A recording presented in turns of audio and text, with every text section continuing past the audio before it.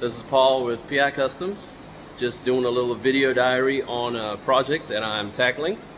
It's a personal project, not really for a customer, it's just something I wanted to do. Picking up a 2020 JLU 3.6 from the auction with 18,000 miles on it. So the thing's virtually like brand new. We've actually wheeled it in Iaai in this bone stock condition just because I wanted to after we picked it up from the auction. And it actually did okay, hit all the trails, so it's still kind of dirty inside, complete with toilet seat and everything. So current plan is to actually give it a couple of strategic cuts and use the back half of a wrecked Gladiator I bought at the auction and actually turn this into a bikini pearl Gladiator. 6-inch lift, 40s, all tricked out. So I'm gonna make a little video diary as step by step, and we'll see how it turns out. All right, so after a couple hours of tear down, I got the top off. I've got the running boards off. Taking the tailgate is off. Taillights are out, and the whole interior is stripped out. Well, most of the interior, all the important stuff is tore out. Pulled most of the wiring harnesses back, so gonna run those wrists out, and then we're gonna start with an initial cut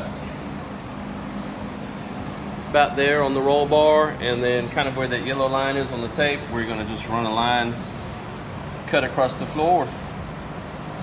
So that's where we're at. A few hours of work, we're gonna do some cutting, make some sparks. Well, here we are, the third installment of the day. Made a little bit of progress. Took the sawzall to it and the grinder, and I got the floor cut all the way through, one side to the other. Got the roll bar cut. So now it is it's ready to lift off, and we'll have all the body cutting done and ready to start cutting on the Gladiator, and you know, chop the frame a little bit, move on to the next phase, all in a day's work. All right, so had to involve my little forklift, little electric Nissan forklift.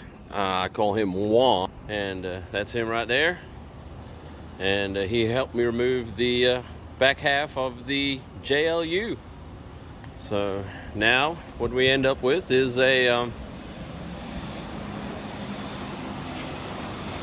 JLU without a back half. And there you have it.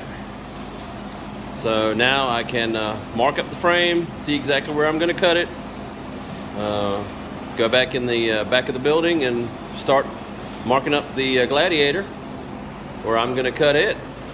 And we're making progress. This is all in the first day. Here we go. All right, we're in the back of the shop, and the Gladiator that I bought from the auction, already torn it all the way down. It was hit on the front pretty hard, but the pretty much from the center post up back, it's good. Frame's good.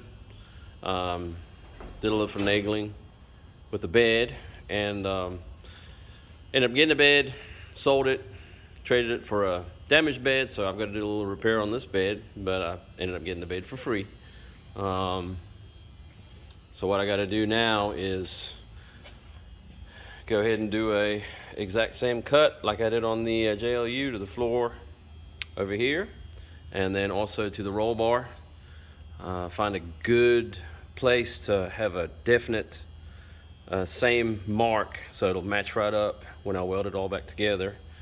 But as you can see, the floor is good, and the actual cab is really good. So all I'm doing is adding this part of the Gladiator to the JLU, since the doors on the JLU and the doors on the Gladiator are exactly the same. So if I cut it in exactly the same spot there, and I cut the roll bar in exactly the same spot there, then this whole section will meet up perfectly. The doors, in theory, should open and close properly. And all I'll really have to paint is from that body seam around the back of the cab. I'll have to paint it that bikini pearl.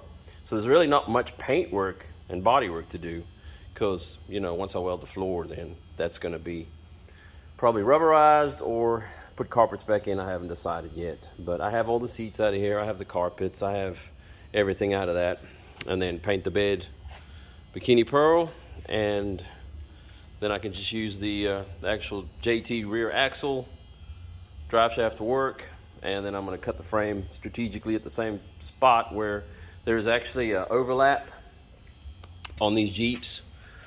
I don't know if you can tell, but it's right there. There's an overlap where one frame slides into the other, and from there forward it's exactly the same. From the JTs, JL, JLU, that whole front section is the same.